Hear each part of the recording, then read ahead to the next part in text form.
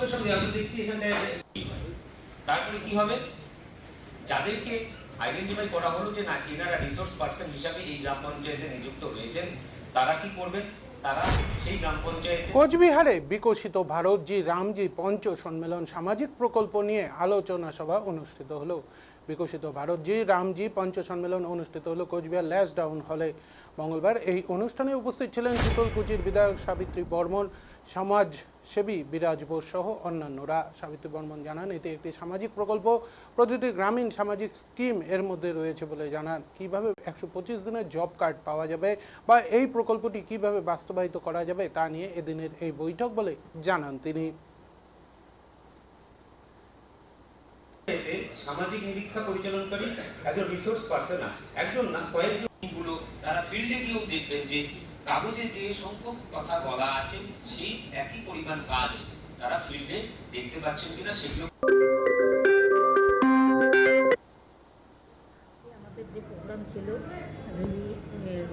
জি রামজি, হ্যাঁ, বিকশিত ভারত, তো এটা আমাদের প্রধানমন্ত্রী নরেন্দ্র দামোদর দাস মোদী, উনি এটা ওনার একটা মানে বাস্তব এই যে প্রকল্প, একটা স্বপ্নের প্রকল্প বলতে গেলে।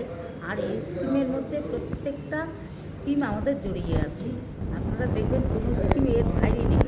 তো এটা যখন আমরা বাস্তবায়িত করতে যাচ্ছি, তার জন্য আমাদের একটা আজকে ডিএম অফিসের মিটিং ছিল, আমরা এই মিটিংয়ে এসেছি এবং এই মিটিংয়ের মধ্য দিয়ে আমাদের কাছে এই কাজটা মানে অনেকটাই সহজ হয়ে গেল। এবং গ্রামের মানুষকে যে কাজটার জন্য আপনারা জানেন দীর্ঘদিন আমাদের 100 দিনের যে কাজ ছিল, হ্যাঁ, প্রধান, সেটা কিন্তু দীর্ঘদিন বন্ধ ছিল।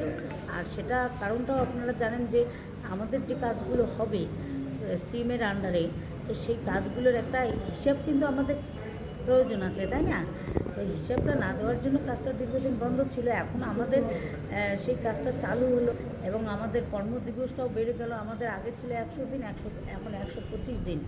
তো এটা জনমানুষে একটা ব্যাপক সাড়া পড়েছে এবং এই কাজের মধ্য দিয়ে আমাদের যেরকম যারা জব কার্ড হোল্ডার দাঁড়িয়ে আছেন ওনারা যেরকম উপকৃত হবে এবং আমাদের গ্রাম লেভেলগুলো যে জায়গাগুলো আজকে একদম আপনার রাস্তা ধরুন বা একটা স্কুল শিক্ষা প্রতিষ্ঠান ধরুন, যে কোনো জায়গা বা উন্নয়ন সেন্টার বলুন, প্রত্যেকটি জায়গা আমাদের কিন্তু ভীষণ, আমরা ওয়েস্ট বেঙ্গল বিশেষ করে আমার শীতলকুচি বিধানসভা আমরা কিন্তু পিছিয়ে আছি। তো এই কাজগুলোর মধ্য দিয়ে আগামী দিনে আমাদের শীতলকুচিকে বিকশিত ভারতের সাথে সাথে আমরা বিকশিত করতে পারবো, এটুকুই।